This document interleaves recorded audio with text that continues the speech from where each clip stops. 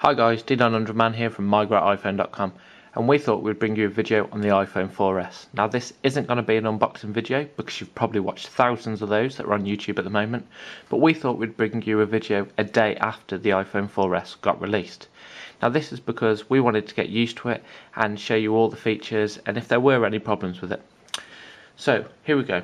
This is the iPhone 4S. It is a 16GB white version. And I have to say the white looks absolutely stunning. I do prefer it loads than the black version. Now the iPhone 4S has had a slight redesign, even though many of you might have thought it looked exactly the same. And that redesign comes from this metal band all the way around the edge. As you can probably see, just at the top you have this new slit, and it isn't really that new.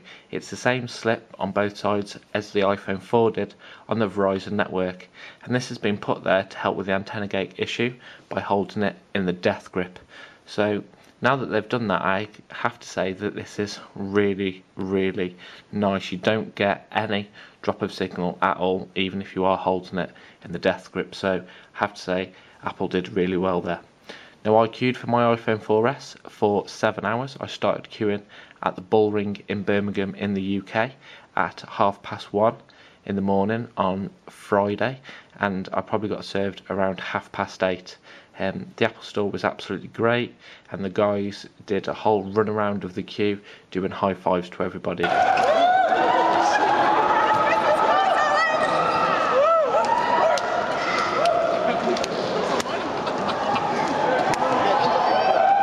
So, initial thoughts of the iPhone 4S? It is super fast, and that's thanks to the A5 processor that we know comes from the iPad 2. So let's turn it on and show you a few of the new features. So one of the new features is probably Notification Center, and the iPhone 4S does come with iOS 5 pre-installed, and the Notification Center is built in to iOS 5. You've also got iMessage, so as you can see here, and iMessage is in the messages and it works pretty much like SMS do. The only difference is you can tell that it's an iMessage by the blue bubbles instead of the green ones. Now iMessage uses data to send the message, whether that Wi-Fi or your data plan. And basically to set it up you go into settings, you go into messages, and you can turn iMessage on or off. And you can also receive iMessages to different addresses. So you can see that you can set it up with a phone, telephone number if you are using an iPhone, or an email address linked to it. So basically what it does is you can send messages between iOS devices. So if you've got an iPad or an iPad Touch running iOS 5, that you'll be able to message those to an email address that is linked to your Apple ID. So it's really easy to use, and the device will know if that other person is using iOS 5 and has that email address or telephone number linked. So you don't actually have to plan on sending an iMessage, you just do it and your phone or iPod Touch or iPad works it out for you. Another key feature is Siri, and that is basically a digital assistant, and we'll show you more about that in just a second.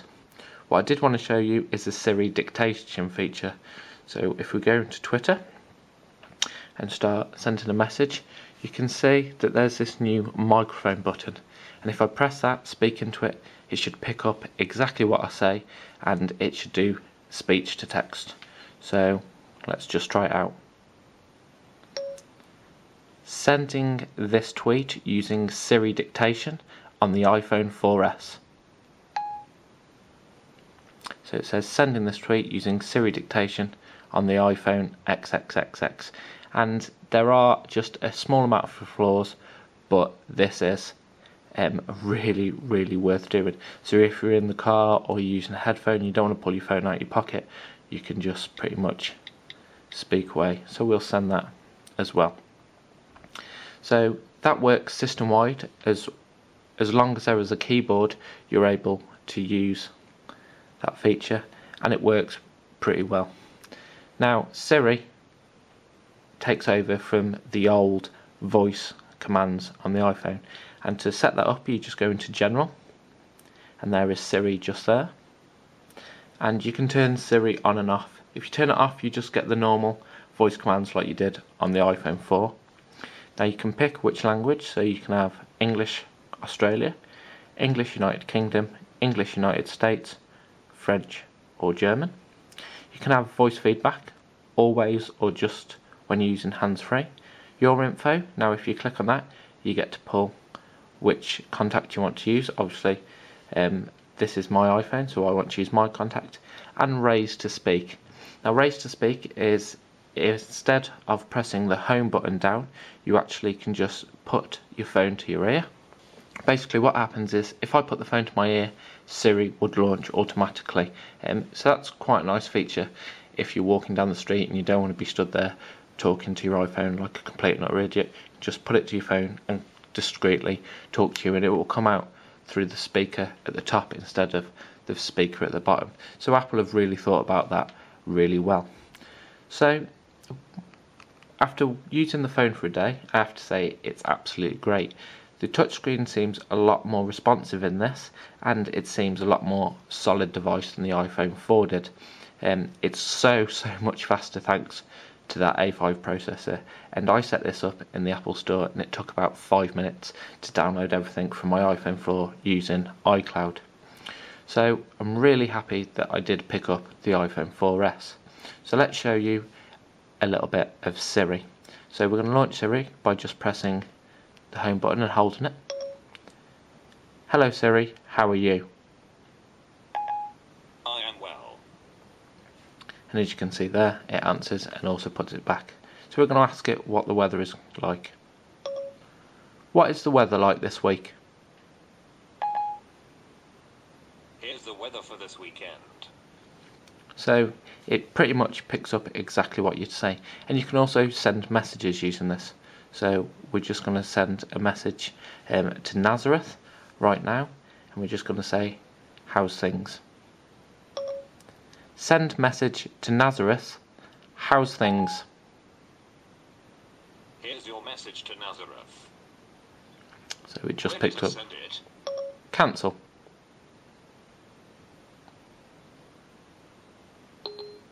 Okay. So we can cancel it now. So you can ask other things, such as, how tall is the Eiffel Tower? I found this for you. And it brings up the details of actually how tall the Eiffel Tower is. We can find out how many days it is till Christmas. How many days is it until Christmas? Sorry, Benjamin. I don't see Harrowday set in your contacts. Try that again. How many days is it until Christmas? Checking on that for you. I found this for you. And it'll give you, it says it's 71 days, 2 months, 10 days, 10 weeks, 1 day, 50 weekdays, or 0.19 of a year. So you can also do things like set a timer. Set timer for 3 minutes. Okay. 3 minutes and counting. Or we can set a reminder. Set a reminder for tomorrow at 9 o'clock to upload YouTube videos. Here's your reminder for tomorrow at 9 AM. Shall I create it? Cancel. Okay, I won't remind you. Or we can just play music as we could using the iPhone 4.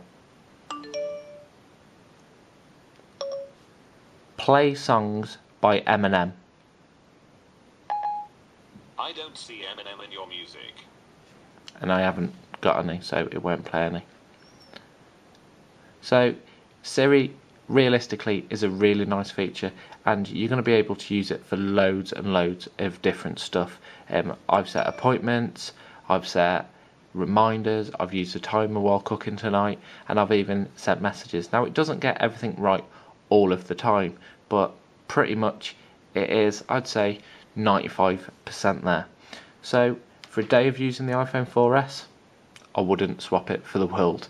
It's been a really nice device, and Siri does have some much quirky features, and we're going to show you those in another video. So thanks very much for watching. I've been D900Man. Please comment, rate and subscribe, and remember to click that like button below, because that helps us out and it promotes our videos a lot more. So if you've liked this video, give it a little click. So thanks very much for watching, and catch up on some more of our videos real soon.